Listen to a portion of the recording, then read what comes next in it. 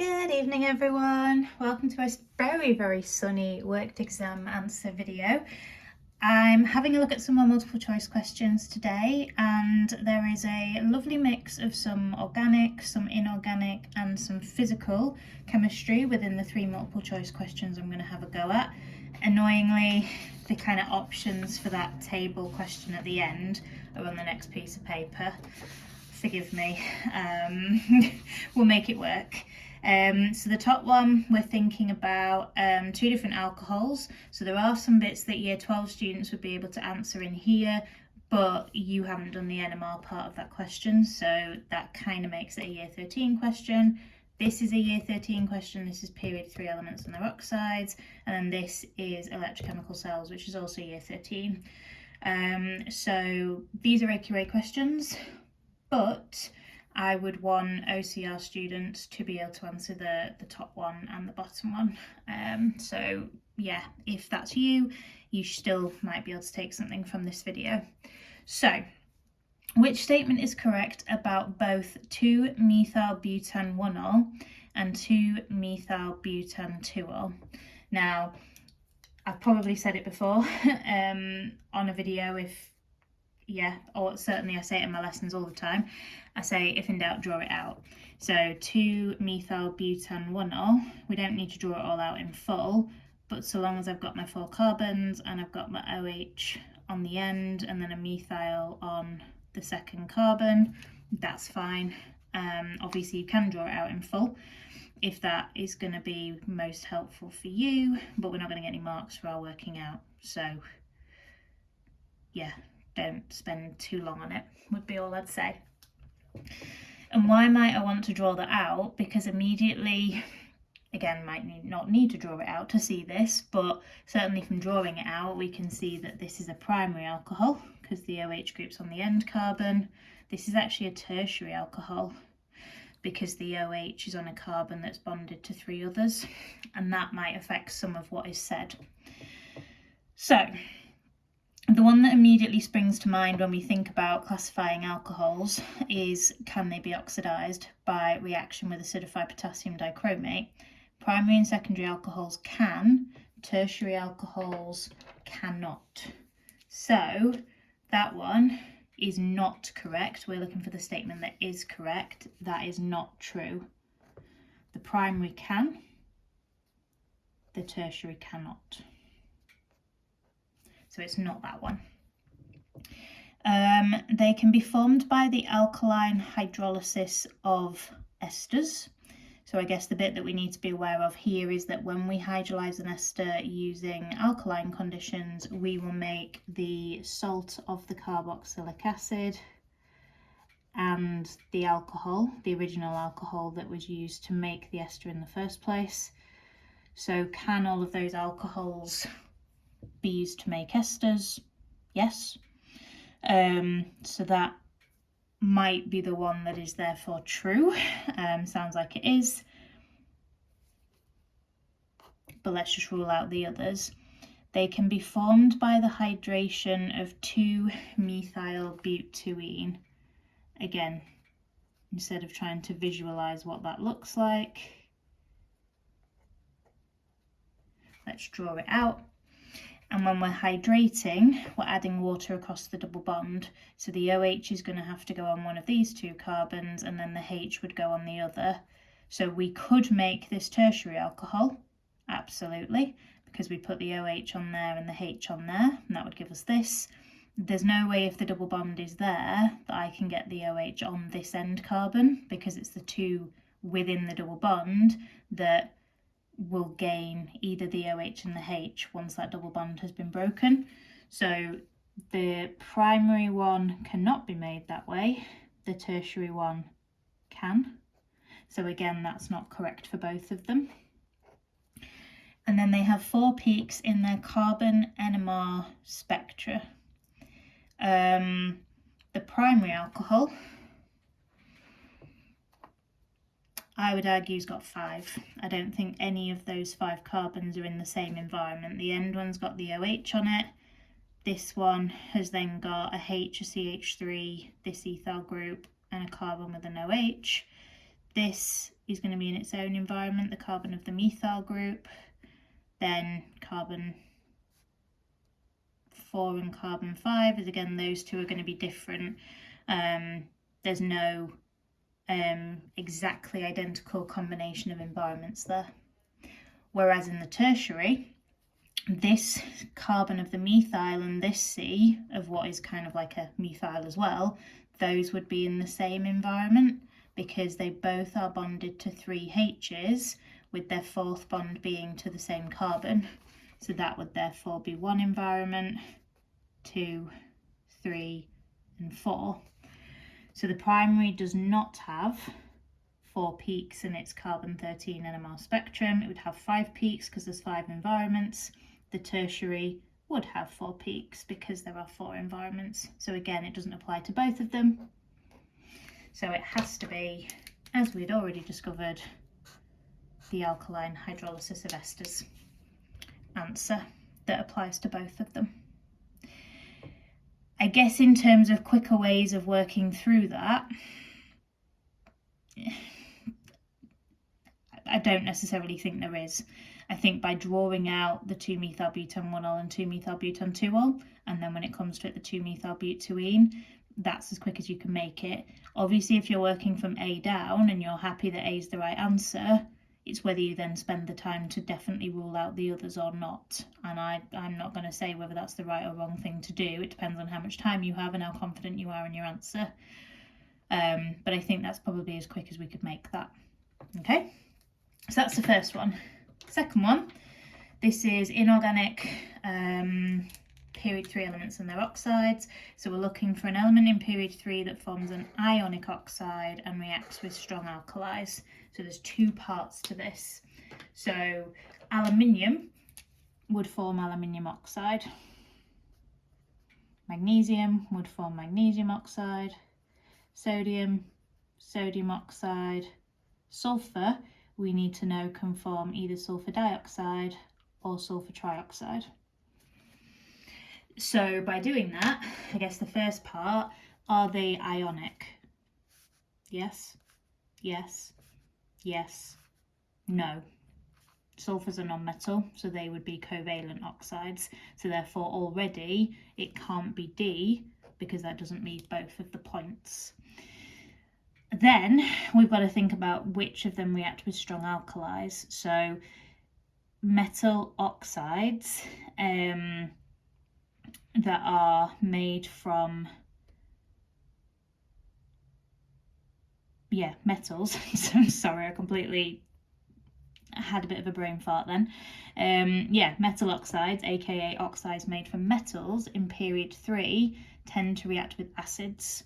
So magnesium oxide would react with something like with hydrochloric acid to make magnesium chloride and water. Sodium oxide could react with hydrochloric acid to make sodium chloride and water. Same with aluminium oxide, but the key thing that we're picking out here is that aluminium is amphoteric.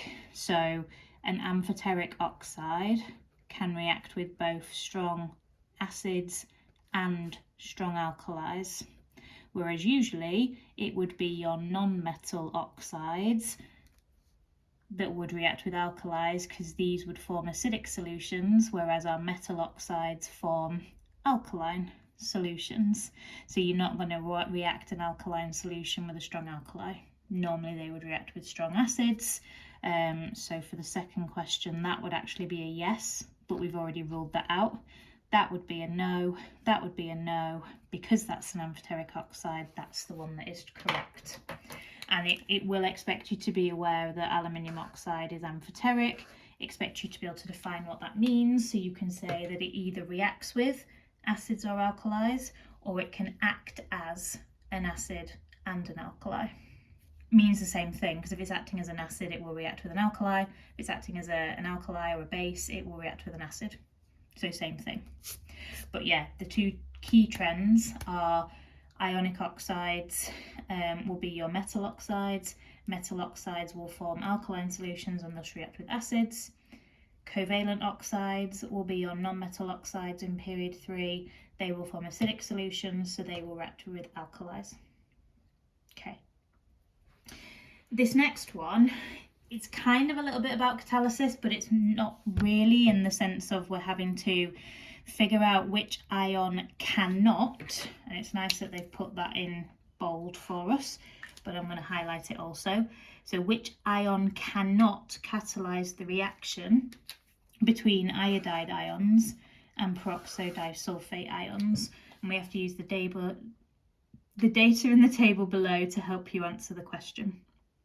So the options that we have for this, like I say, annoyingly they're on this extra piece of paper here. So the options that we need to consider are cobalt 2+, chromium 2+, iron 2+, and iron 3+. Now, in terms of this is a reaction you are expected to know and appreciate that can be catalysed using Fe2+ and Fe3+ ions, and is an example of homogeneous catalysis, whereby these would be aqueous solutions, the iron ions would be in an aqueous solution, so the catalyst is in the same phase as the reactants. So if you know that, and this is saying which ion cannot catalyse the reaction, you can, using that knowledge, rule those out, because they have to be able to catalyse the reaction if that's the example we've had to learn. So I'll put next to that that is the learnt example. But I will also be able to show you, using the data in the table, why we can use Fe2+ and Fe3+ ions in that way. But if you know that, we've already whittled it down to two possible options of CO2+ and Cr2+. Now, before I even think about the remaining options, what I would be doing, and I would do this with any electrochemical cell question, is I'm going to find where the iodide ions are in this table, and they're there. And I'm going to find where the peroxide disulfate ions are in this table, and they're there. Why am I going to do that? Because I can already now see, and hopefully you'll agree with me, that the iodide ions, because they're on the right hand side of that reduction half equation, that equation has to go from right to left. And if we're going from right to left, that has to be undergoing oxidation. Similarly, for the peroxide disulfate ions, because they're on the left of that reduction half equation, they will gain those electrons and be reduced, and so that reaction is going to go forwards in the way that it's written, and reduction will be occurring there.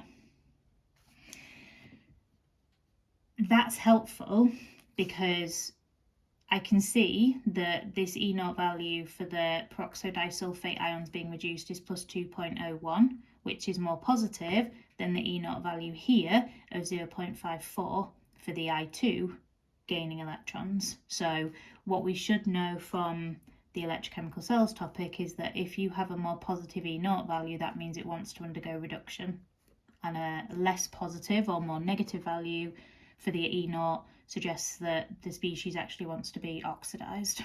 So that works in terms of the data. Now, if something is going to catalyze this reaction, it needs to sit in between those two E0 values. So the cobalt one and the iron one both sit in between the values of 2.01 and 0.54. So immediately, I now know that the answer for the one that can't catalyse the reaction is Cr2+. But again, I'm going to explain why we need to find something that's in between those two numbers for something that can catalyse the reaction, and something that is not in between those two numbers for something that cannot. So, if I was to pick either the cobalt or the iron reactions, and I wanted to start by reducing these S2O8 2- ions, I would need to start with either the cobalt 2+ or the Fe2+ to react with those S2O8 2- ions. Why? Because the S2O8 2- ions want to be reduced, so we need to pick something that wants to be oxidized and can thus act as a reducing agent. Because these two values are less positive than plus 2.01, both the cobalt and iron 2+ would be oxidized in the process of reducing the S2O8 2- ions. So these would undergo oxidation, whichever of those two you were going to use, whilst the peroxodisulfate ions were being reduced. That would then give us cobalt 3+ ions and Fe 3+ ions. And so they're now on the left side of the equation, and the I- ions are on the right, wanting to be oxidized. So we now need to have something that can themselves be reduced and thus have more positive numbers than the 0.54 of the iodine half equation, which both cobalt 3+ and iron 3+ are. And if they can therefore be reduced, they can act as an oxidizing agent to oxidize the I- to I2. So in the second part of this reaction, the cobalt 3+ would be reduced and go back to cobalt 2+, and the Fe 3+ would be reduced and go back to Fe 2+. Now there's a couple of things that make even more sense. One, the reason why we use transition metals as catalysts is because they have variable oxidation states, or the reason why they make great catalysts is because they have variable oxidation states. So we can change between the cobalt 2+, temporarily change it to cobalt 3+, and then turn it back into cobalt 2+. And remember, catalysts should not be permanently changed in the reaction, which also helps. The cobalt 2+ will react with one of the ions, and we'll get one of the products, and we'll get an intermediate. Then that intermediate cobalt ion can react with the other reactant to make the other product, in the process regenerating the catalyst. Brilliant. The other reason why these make really good catalysts in this particular reaction is because these ions are both negative. Trying to react two negative ions, high activation energy, very, very slow. As soon as you add a positive ion in, attraction, reduces activation energy. That's what catalysts do. Perfect. But we have to be able to pick a half equation that involves a transition metal, first and foremost, so we can change its oxidation state, whereby the species on the right side will react with one of the ions in the reaction, the peroxodisulfate ones, and then the transition metal ions on the other side of the equation can react with the other reactant ion, the I-. So the chromium 2+, I don't know what symbol to use here, so we'll go with a flowery shape.